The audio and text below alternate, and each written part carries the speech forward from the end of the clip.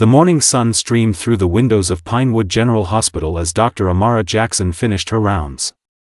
At 38, she had become one of the most respected cardiologists in the state. Her quick thinking and steady hands had saved countless lives, earning her the affection of patients and colleagues alike. "Dr. Jackson, your husband's here," called Nurse Rodriguez, pointing toward the waiting area. Marcus Jackson stood tall at 6'3", his broad shoulders and alert eyes betraying his military background. Despite being retired from Delta Force for 3 years, he maintained the physique and awareness of an elite soldier. The silver at his temples contrasted with his dark skin, giving him a distinguished appearance. "Ready for dinner?" Marcus asked, kissing Amara's cheek. "Just need to check on one more patient," she replied. "The Reynolds girl. She came in with a serious arrhythmia yesterday. Her father seemed uncomfortable with me treating her. But she's improving nicely." Neither realized how that simple medical intervention would soon shatter their peaceful life. 3 days later, Amara walked toward her car in the dimly lit hospital parking garage. Her phone buzzed with a text from Marcus, stuck in traffic. "Love you." She smiled, typing a quick reply when suddenly a van screeched to a halt beside her. Before she could react, 2 men in dark clothing leapt out. "This her?" "The doctor," one asked. "That's her," the second man confirmed. Amara fought fiercely, her keys slashing at one attacker's face, drawing blood. But they overpowered her, forcing a sweet-smelling cloth over her mouth. Her consciousness faded as they bundled her into the vehicle. When she awoke, Amara found herself in a dim basement. Her wrists were bound to a chair, and her head throbbed mercilessly. "The doctor's awake," announced a bearded man with cold eyes. Another man stepped forward. Amara recognized him immediately, Reynolds, father of her young patient. "You saved my daughter," he said flatly. "But you people should know your place. Your pure heritage," Amara whispered, recalling news reports about the notorious hate group. "Your daughter needed help. Any doctor would have, not from you," Reynolds snapped. "The others wanted to let you go, but I convinced them you'd be valuable. Our message needs to be heard. And you, Dr. Jackson, are going to help us spread it." Marcus paced the living room, checking his watch for the 10th time. Amara never came home late without calling.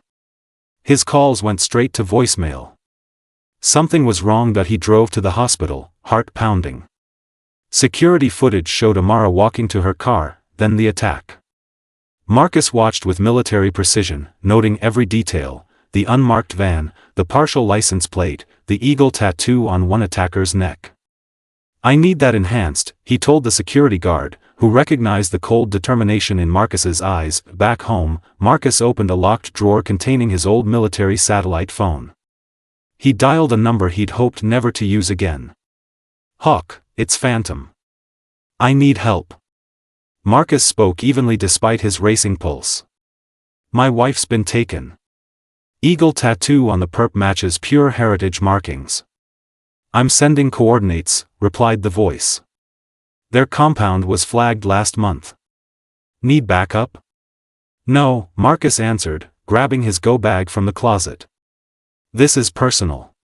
Marcus paced the living room, checking his watch for the 10th time. Amara never came home late without calling. His calls went straight to voicemail. Something was wrong that he drove to the hospital, heart pounding. Security footage showed Amara walking to her car, then the attack. Marcus watched with military precision, noting every detail: the unmarked van, the partial license plate, the eagle tattoo on one attacker's neck. "I need that enhanced," he told the security guard, who recognized the cold determination in Marcus's eyes. Back home, Marcus opened a locked drawer containing his old military satellite phone. He dialed a number he'd hoped never to use again. "Hawk, it's Phantom. I need help." Marcus spoke evenly despite his racing pulse. "My wife's been taken. Eagle tattoo on the perp matches pure heritage markings." "I'm sending coordinates," replied the voice. "Their compound was flagged last month. Need backup?" "No," Marcus answered, grabbing his go bag from the closet. "This is personal." Amara tested her restraints for the 100th time.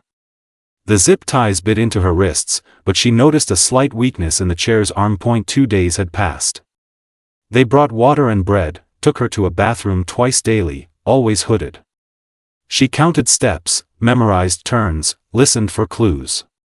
"Why keep me here?" she asked the youngest guard, a boy barely 20. "What does Reynolds want?" "You fixed his kid while preaching your equality garbage," he muttered. "Now you're gonna be in our video. Show everyone what happens when you people step out of line." Amara nodded slowly. "Like you did? Stepped out of line when you joined them? Your accent, you're not local." The boy's eyes flashed with surprise. "Someone fed you lies about people like me," Amara continued softly. "But you brought me water when I was thirsty. That's who you really are." "Shut up," he snapped, but his voice wavered. "You don't know anything." Night fell on the 3rd day. Marcus lay belly down on the ridge overlooking the Pure Heritage compound. The rural property housed 3 buildings, a main house, a barn, and a shed. Guards patrolled in predictable patterns. Sloppy, Marcus applied black face paint and checked his non-lethal arsenal. He'd promised Amara years ago, no more killing. Tonight would test that promise. The power cut at precisely 2:37 a.m. Marcus had tampered with the generator earlier. In the confusion, he slipped past the perimeter, neutralizing the first guard with a sleeper hold. Inside the main house, Marcus moved like a ghost. 2 more guards went down silently. He found the basement door locked, triple bolts. Someone valuable was inside. "Reynolds. Get the camera ready." "It's time," came a voice from inside. Marcus pressed against the wall as the door opened. Reynolds emerged with another man. "You really think this video will start your race war?" the man asked. "Trust me," Reynolds answered. "Once people see what we do to her, they'll have to choose sides." Marcus stepped from the shadows. "I've chosen mine." The men spun around, eyes widening at the sight of the intruder. "Who the hell?" Marcus moved with devastating efficiency. Reynolds crumpled with a broken kneecap before he could scream. The other man pulled a gun. Marcus disarmed him with a swift twist, bones cracking that he kicked open the basement door to find 3 more men surrounding Amara. The young guard stood closest to her, his expression conflicted. "That's her husband," he whispered, backing away. The compound leader, a tall man with a scarred face, stepped forward. "You shouldn't have come alone." "Who says I'm alone?" Marcus replied as police sirens wailed in the distance. He'd anonymously tipped them off before starting. The leader lunged with a knife. Marcus parried, landing a crushing blow to the man's sternum. As the leader collapsed, gasping, Marcus locked eyes with Amara. "Took you long enough," she said with a brave smile, her own restraints already partially worked loose. 6 months later, Amara stood before a packed community center. The Pure Heritage leaders received lengthy sentences, but the young guard, Tyler, testified for reduced charges in exchange for community service. "Hate divides us," Amara said. "But today, we choose healing." Tyler nervously approached the microphone. "Dr. Jackson saved me twice. First by showing me compassion when I deserved none. Then by giving me a chance to make amends." Marcus squeezed Amara's hand as the divided town took its first steps toward unity.